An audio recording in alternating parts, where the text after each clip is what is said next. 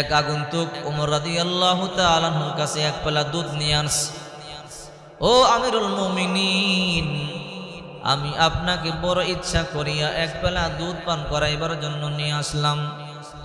হযরত ওমর রাদিয়াল্লাহু তাআলা আনহু দুধগুলো পাইলেন, ক্ষুধার্ত ছিলেন, পিপাসার্ত ছিলেন, দুধ পান করে ফেললেন।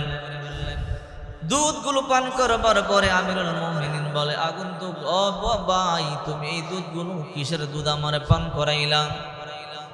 তোমার পালিত বকরি বেড়া দুম্বার দুধ কি আমারে পান করাইলা নাকি?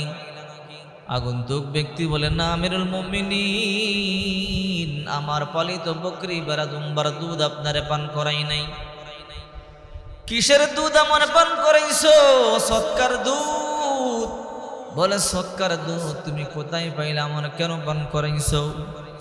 আগন্তুক ব্যক্তি বলে, ওমর, আমার জন্য সদকা হতে পারে, লাকা হাদিয়া, আপনার জন্য এটা হাদিয়া। আমি যদিও সদকার দুধ পাইছি, কিন্তু আপনাকে আমি হাদিয়া দিছি, আপনি পান করতে পারেন, কোনো সমস্যা নাই।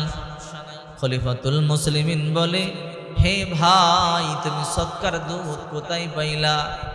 বলল, বাইতুল মালের মধ্যে যে উট আর বকরি বেড়া দুম্বা আছে, সরকারি উট বকরি বেড়া দুম্বা, যেগুলোর দুধগুলো মানুষের কাছে মিসকিন ও গরিবদের মধ্যখানে বন্টন করা হয়, বন্টনে আমিও একটু দুধ পাইলাম। এই দুধগুলো মনে মনে চিন্তা করলাম, খলিফাতুল মুসলিমিন আমিরুল মুমিনিনকে আমি জীবনে কোনো কিছু দিতে পারি নাই, খাওয়াইতে পারি নাই।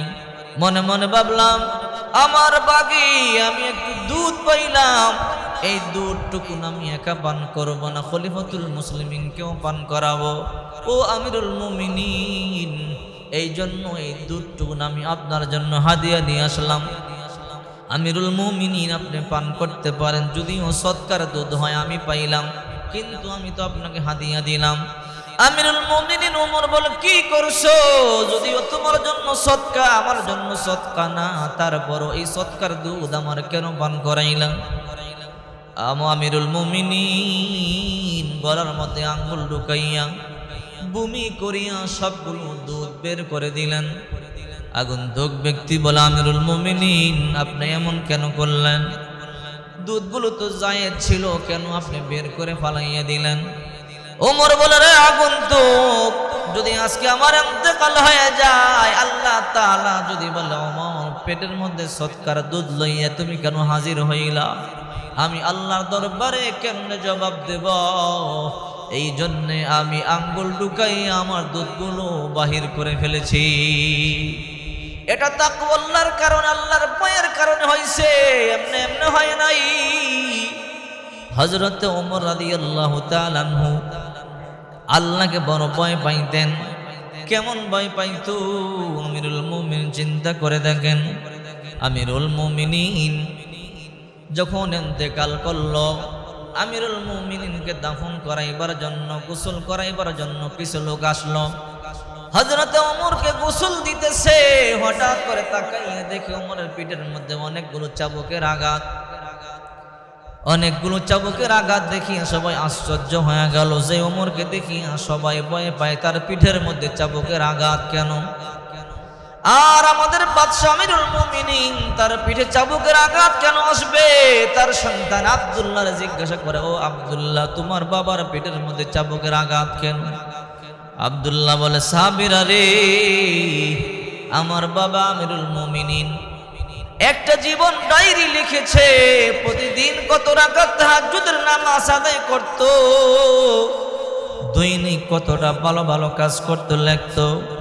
যদি কোনোদিন তাহাজ্জুদের নামাজ একটু ছুটিয়া যাইত, কমিয়া যাইত, যদি দিনের বেলা আমল একটু কমিয়া যাইত, আমার বাবা নিজের চাবুক দিয়া নিজের পিঠের মধ্যে আঘাত করে করে বলতো, রে কমবখ্ত ওমর, তোর আমলগুলো কেন কমে গেছে?